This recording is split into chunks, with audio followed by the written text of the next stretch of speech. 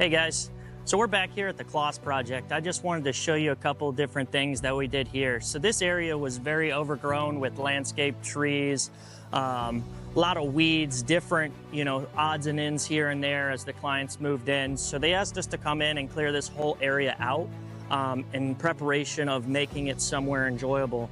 So we've leveled all the ground out to the best of our ability. The elevation here at this property does slope.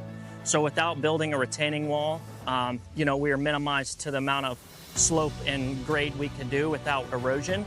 So we went ahead and installed all this land cover. We did mulch just to brighten it up, make it look a little bit more pleasing. And then the clients were very interested in getting some planter beds installed. So we went ahead and installed these 18-inch planter beds to give, something for the client to be able to have their own garden. These were customized in-house.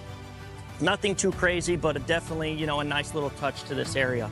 But just so you can see, we installed some edging as well where the mulch ends to help with the grade of this ground from flooding out and the mulch, going in different areas of the yard. We're trying to maximize and minimize the amount of flow the mulch will go in regards to this area.